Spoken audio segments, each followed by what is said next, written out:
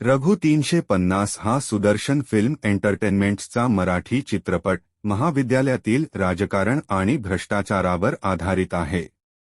या चित्रपटात रघु, विजय गीते आणि शंतनू, चिन्मय उद्गीरकर हे घट्ट मित्र आहेत आणि महाविद्यालयात एकत्र अभ्यास करतात। रघु सर्वांना मदत करतो आणि शंतनू महाविद्यालयातील सर्व उपक्रमांमध्ये सहभागी होतो। शंतनूला चारुता, अदिती कांबळे आवडते। कथा सुरू होते रघुच्या निवडणुकीच्या तयारीपासून, पण महाविद्यालयाच्या वार्षिक स्नेहसंमेलनाच्या दिवशी त्याला अटक होते। 3 वर्षांच्या तुरुंगवासानंतर रघु आणि त्याचा मित्र बंड्या, तनाजी गालगुंडे मिळून एक मोटर गॅरेज सुरू करतात।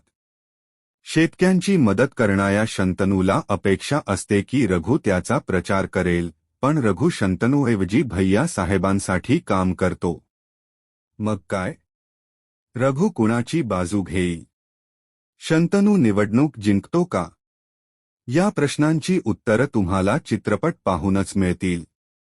कथेतील काही मुद्दे पुन्हा पुन्हा पाहायला मिळतात। 2 मित्र, त्यांचं विभाजन, एकाच मुलीवर प्रेम वगैरे गोष्टींमुळे नवीन काहीच मिळत नाही। अभिषेक नारायणगावकर यांचं पटकथा लेखन फारसं रोचक नाही। संवादांमध्ये सुद्धा काही कमतरता जाणवते। कलाकारांच्या कामगिरीकडे पाहिल्यास विजय गीतेने रघुच्या भूमिकेत ठीकठाक काम केले आहे। चिन्मय उद्गीरकर शंतनूच्या भूमिकेत छान दिसतो आणि त्याचा अभिनयही जमून आलेला आहे। संजय खापरे भैया साहेबांच्या भूमिकेत प्रभावी आहेत। अन्य कलाकारांनी आपापल्या भूमिकांमध्ये समाधानकारक काम केले आहे। आशिष मडके यांचे दिग्दर्शन सरळ आणि साधं आहे।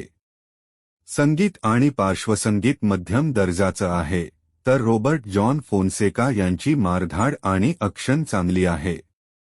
संपादन आणखी चांगलं असायला हवं होतं। एकूणच रघु 350 हा चित्रपट काही विशेष प्रभाव पाडू शकत नाही। चित्रपट पाहायचा असेल तर फक्त एकदा पाहू शकता, पण त्यात काही नवलाई नाही।